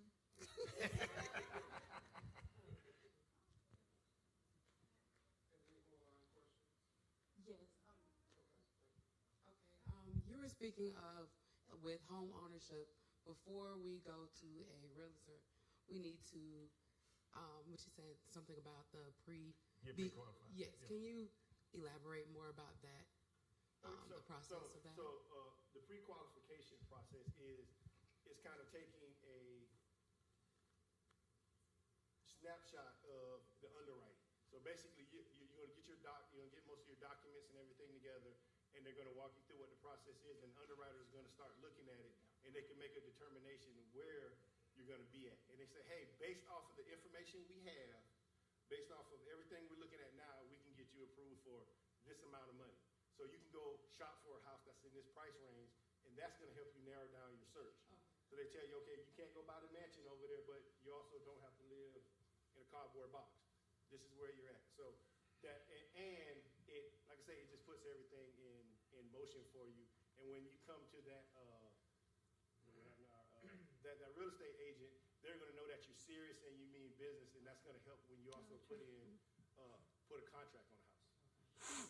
And that's what I was going to say. It can also be a negotiating tool, because if I'm looking at two contracts and one has been pre-approved for this amount and another one they don't know, if I need to sell this house, I may take that one, even if it's a lower offer, because I know it's going to close within 30 days, where in this one, you just don't know. So it helps you in your negotiation in the purchase. Awesome. And I'm going to read this one from the chat. I think it's towards Mr. Brown. It was while you were presenting, but can I withdraw that cash value, or will we have to borrow it back from the INS company? From the what company? The Insurance company. Okay. Sorry. Yeah, so the concept, well, there's two things that happen with a whole life policy. It can have dividends that are being added to it. Dividends, you're not borrowing from, you're just taking your dividends. Just like taking money interest out of a savings account, so you don't have to pay that back. But if you go into the cash value, you don't have to pay it back. But if you don't pay it back, what will happen is, upon your death, say if you borrowed $20,000 on a $100,000 policy, when you die, loved ones will get the death benefit minus the balance. But dividends, no, you don't have to pay that back, because that's money that you've earned on the policy. Awesome. Do we have any more in-house questions? I got you. I'm going to go here. I got you. I just wanted to make sure, I thought I heard you say this, but I could be wrong, about the Florida prepaid, but you mentioned something about, like, if I wanted to consider continuing education, that you can start one. So I just want to make sure, because I was thinking about that as a future goal, but I didn't know that you could start one. Yeah, so 529 savings plan, you could start one for yourself in your name today. And then start contributing to that, let it grow. I mean, you have birthdays too, right? You want to do 12 and be like, I don't need nothing, just put money in this, you know? Like, you can do it, yeah. It's a great idea. Yeah, for sure. This from Mr. Brown. So go back to where you said where I can take the money from the borrowed policy amount. So basically, in essence, if you take that money out, you're saying that I can get the cash, not The cash value. the cash value, That grows on the whole life policy, yes. but not the death benefit. Not the death benefit, no. That's The given cash with it, value. yeah. So my family won't get both if I was to die. When you die, they get the death benefit. That's it. But what happens to the cash value when they die? Depending on the type of policy that you've had, the policy has grown as a result of The that whole cash life, value. yeah, right. And it So basically, my family doesn't get both. No. If I die. So but keep in mind, during life, you can get that cash value. So where does the cash value come from? And how It's is the growth on the policy. Okay, so where is it built from? It's built from for example, what is defined is it's a return of premium. So if the company, well, that's the dividend. So if the company makes $1 million and their expenses are only $800,000, that $200,000 is divided by all the policyholders and it's paid out to you, and it's in the form of dividends. Cash value is it's a factor that's based on the policy, the amount of the policy. Like, for example, my policy, because I'm older, I bought it when I was older, it builds a lot of cash value because I'm paying a lot. As opposed to my daughter's policy, her policy is not growing as fast, but it's based on the amount of premiums. So when can I start to borrow that money from that policy? When it grows, I would say after about 2 years. Well, it depends on what type of policy you have. If you have a policy and you're in your 30s, so if you got a policy, She's like, sure. so If you have a policy, a traditional policy, if you're in your 30s, that policy is based on paying until you're 100. So that's 70 years. Won't build cash value as fast. But you may have what's called a custom whole life policy where you schedule to pay it off in 20 years. That will build cash value fast. And I actually have one type of policy that we offer that's an accelerated policy that you pay it off in 10 years. You'll be able to borrow cash value on that within the first 2 months. I actually had a client who dumped a lot of money into his whole life policy, and the next month he came back and pulled half of it out because he put a lot into it. So sometimes it can be that quick. It just depends on how the policy is structured. So in order to get the lump sum, you have to put a lot in. Yeah, that quickly. Otherwise, you got to do it over time. A lot of people don't have money to put in. Right, so it will be over time. Come talk to me. I'll show you some numbers. Okay. Don't try to figure it out tonight. Come talk to me. I I'm want just the numbers. asking questions. Yeah. So for the first, 1 to 2 to 3 years, you can't pull anything out. So it's like a deposit, but I can't get it out. It depends. It depends on how the policy is structured. On a traditional policy where you pay until you 100, probably not within the first 2 years. Probably not. But on some of the more aggressive policies, maybe you're paying it 10 years, yeah, you're going to be able to pull it out within 1 to 2 years before that. So I can't pull it out at all. So what? No, I'm just saying, because you can't borrow off the policy amount. So if I have $100,000 policy, I can't go in that first year and borrow like $20,000. Not unless you built that much in cash value. You're right. But how fast does the cash value grow? It depends. I'm not going to let you. I can't tell you. There's not a patent answer for that because it's based on your age. It's based on the premium. It's based on all the different factors. So if somebody tell you in 1 year, and I know these IUL folk, they do a lot of lying because they're not regulated right now. So they'll tell you stuff. You can get this much back, and that's one scenario. It's not true, right? Yeah. And I can give you a scenario where you can get that. I already did. But it's not everybody's scenario.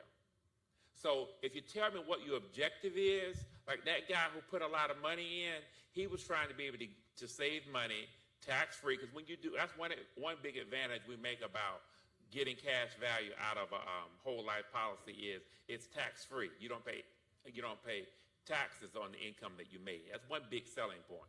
But he put in a lot, and he knew he was going to be pulling it out soon. Right. But he'll pay it back in, person, so it'll grow. Right. The average person just doesn't have a lump sum to put in. So they, right. It's just, so people who have a lot of money, in other words. I don't know. I don't know. It's on investment principle too. This is not like savings account. This is investment principle.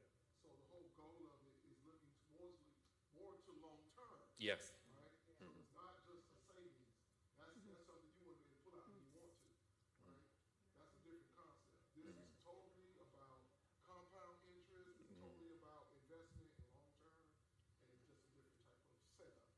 It's all about what you set up, age, all of that. Yeah. All of those are factors. It's a program cash you create for yourself. You choose it. So, but the idea is not to put something in and get something and get it back. All right, any other questions? It's been good tonight. One more. This one was online, but we kind of lost it, but I remember from reading. It was, what's the minimum credit score to get a mortgage? I'm not a mortgage underwriter, but what I've heard, the rule of thumb is about a 620. And then like your middle score, like, but we talked about the different papers, about a 620, that can get you set up for some programs and different things in there. But the higher the better. I think we shoot ourselves in the foot a lot when we aim for the minimum. It's like once we cross that barrier and we keep going up, so the better credit score you get, the lower payment, and that's the less money you're going to pay, like over the long run. Because even if you get the 620 and you get into like a certain type of loan, like maybe an FHA loan or something like that, then you might be forced to pay PMI. It's like there's extra money you're going to be paying. So then that extra $170, that extra $49 you're paying a month, you can go get a what?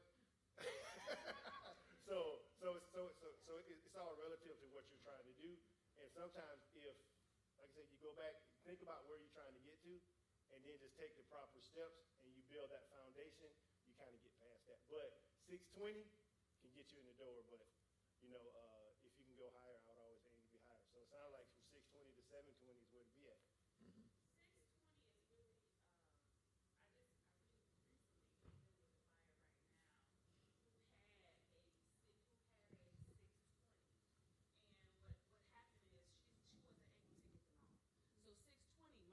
Used to been, 620 probably used to been the base, but it's really 640.